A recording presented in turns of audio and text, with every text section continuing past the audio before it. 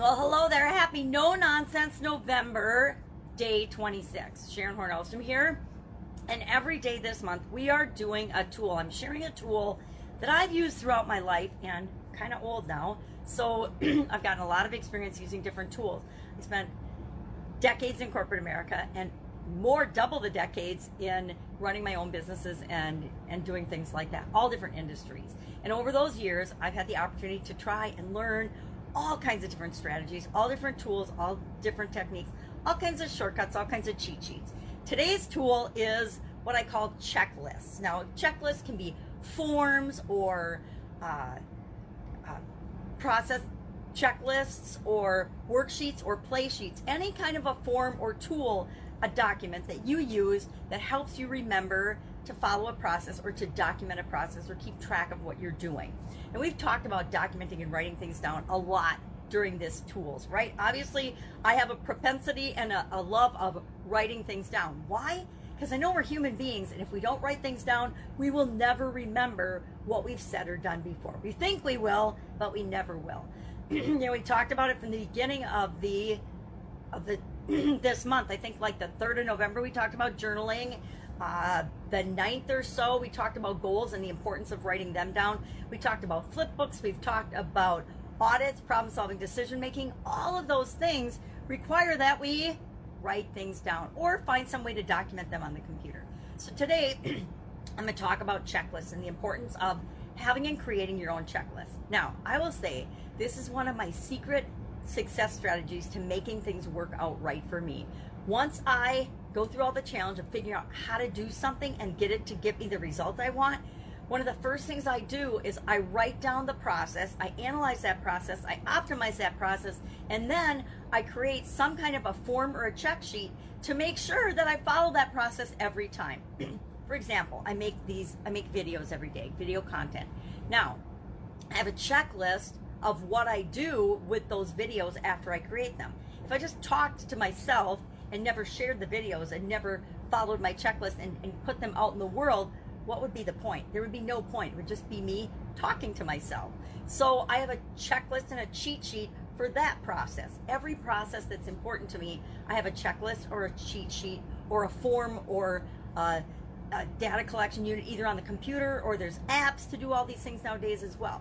So anything that's worthwhile to you is probably worth documenting. At least that's my opinion. If your life's worth living, it's worth documenting. It's worth leaving a record of it so people can learn from you. A couple of key things to remember. Now, I come from, and we talked about audits yesterday, and I think I mentioned that I come from the corporate world of quality and audits and assessments and proof and government interaction, which means a lot of, you have to prove everything that you say that you're going to do. You have to prove that you did it by documenting it. That's how you do audits. You take a trail of the proof that people have that they did something in order to verify that they've actually done what they say they're going to do. Now, proof has to be written down. We have a saying in the corporate world and in an auditing world that if it isn't documented, it didn't get done. Even if you know it got done and you do it every day in your business, you've done it every day in your business, you've done it that way forever, and you always do it, if you don't document it, it's proof according to regulatory agencies that it didn't get done. Think of a court trial and contracts and laws and things. If you don't have proof of a written agreement between the parties, guess what?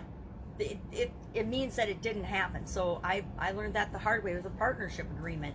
We had a verbal partnership agreement, big bad mistake, biggest mistake I ever made, and we didn't have it in writing. We didn't have the agreement in writing because we trusted one another, and I learned some very hard lessons that way, that even people that you think you can trust, you can't necessarily trust, so you better write it down. That includes family. Sad to say, but it includes most of our families. I didn't think it would happen in my family, but it did, so it can happen in anyone's. So, over my 47 years of businesses and over a quarter century in corporate America, I have created hundreds, if probably closer to 1,000 different worksheets, checklists, forms, documents that are data collection, actually information gathering devices in my career and in my life, and they've always made my life easier. It doesn't take that long to create a system or a way of capturing information or keeping track of things, think of if you want to lose weight. What do? You pick a frequency that you're going to weigh yourself, and then you write it down. If you don't write it down, you totally forget, because our minds like to make us forget things that we don't want to think about. If you gain 2 pounds and then another 2 pounds and another 2 pounds. But if you wrote it down, you know, every Sunday you weigh yourself and you see every week that you're gaining 2 pounds, you're not going in the direction you want to go usually, unless of course your goal is to gain weight. I wish that was my goal some days. Now today's Thanksgiving here in the United States, so we don't even think about weight on Thanksgiving. Birthdays and holidays, there are no calories. At least that's my belief. Okay, so it's important that you come up with checklists. Number one, for yourself and for your own results, and to track and see what you're doing. And number two, for proof of if you're involved with a business, or if other people that are at risk or anything like that, you want to make sure that you actually document things and have proof. We always had to document processes for the USDA when they would come in and audit every couple of years. Now we had a USDA inspector in our business every single day, working, you know, or watching us work, which is weird but fun, because we had great USDA inspectors. But we also, in addition to that, they would watch and make sure that we documented our processes as we did them. So with food preparation, you have a lot of processes and systems and things that you document, and they would literally watch us throughout our production process and verify that we checked temperatures and documented the temperature right when we took it, that we checked the freezer temperature, that we did our cleanup procedures, and then we documented that we did them. All kinds of stuff like that. So maybe that's where my love of checklists comes from, and my love of proof and writing things down. But it's important because we can use those type of activities for our own betterment, as well as for our business, or to prove that we're doing our job and things. It's another thing that I just thought of this now. I always, when I worked in corporate America, I always walked around with a little blue notebook. They were about 6 by 9, and I always had a blue notebook in my hand. And I did that for a couple of reasons. Number one, I knew with all the people that I interacted with during the day, if I didn't write things down, I wasn't going to remember the things that I said that I would do. And so I started doing it as a follow-up checklist for me. And it was really powerful, because I became known as a person in my corporate career that always followed up and always did what I said I was going to do. I always did what I said I was going to do. And I did that with a little blue notebook, walking around with a pen and a blue notebook. And whenever something came up and we had a discussion, I wanted to take a note of something that was going on in one of the departments, or when I wanted to remember that I was going to call or follow up or do something, I would write it in my notebook. And if it was something I needed to follow up on, I literally made a little square checkbox in front of it. And then I would go through that, you know, whenever I had an opportunity, or at the end of every day for sure, and I would look at the things that had little open check boxes by them, and then I would add them to my, either I'd do them right away, or I'd add them to my schedule for the next week or so, to guarantee and make sure that I would get back to follow up, do what I said I was going to do on each and every item that came up. I was working for a giant industrial bakery when I started doing this, and there were so many things, and I had so many people reporting to me and so many different things going on. It was my way of surviving and thriving in that particular environment. I highly recommend it. It's not that hard.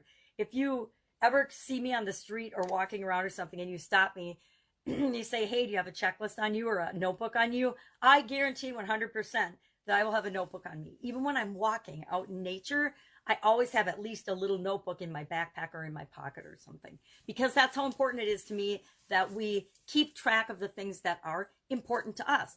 You can use yours to keep track of, or write down anything you want in it. I had personal things in it. I had things with my kids in it. I had, important things for my children. I had important things for my spouse. I had work-related, and anything that I needed to make sure got done went in that notebook. It was kind of like a little documented journey of my life. And actually, I think I just threw them away as I moved out of my my house last year. I think I finally let them go to the burn pile and burned them, because it's been a lot of years since I worked in corporate America, but I had saved all of them from one job. So I had a whole box of like 20 of these little blue notebooks. And if I wanted to, I could go back and I could read, and I could actually see a history of what I had done in that job. It was also really handy when it came to performance review or appraisal time, or if I had a disagreement with somebody in my family. They would say, oh, well, you said this and that. And I'd be like, oh, well, let me just look. Let me take it. And then I would look in my notebook and I'd see what I wrote down about that. And I'd be like, well, this is what I wrote down about it. This is how I remember it. And then it would be like cleared up usually. So checklists, do you use them? How can you use them? And then what do you do with them and the information from them? We're going to talk about that tomorrow. I just decided right now we are going to remember that it's up to us to interpret that information, because I learned over my years of data collection and statistical analysis and things that you can take any set of data and you can make it look any way you want. I'm going to leave that right there. Am I saying you can lie with statistics? Yes. Am I saying statistics and data can show when people are lying? Yes. Absolutely, positively. So tomorrow we will talk about, let me see what I say we're going to talk about tomorrow. Tomorrow we're going to talk about data analysis and critical thinking, because I think that that ties right in with checklists and collecting them. Have you ever used checklists? Share in the comments below how and if you've used checklists, or something you'd like a checklist about, because if you ask me, I might have one for it. Have an awesome day. It's Thanksgiving here in the United States, so I'm going to go start cooking, and I will be with you tomorrow with, of course, I already gave it out of the bag. We're going to talk about data analysis and critical thinking. What you do with the information once you have it on a checklist. All right. Have an awesome day.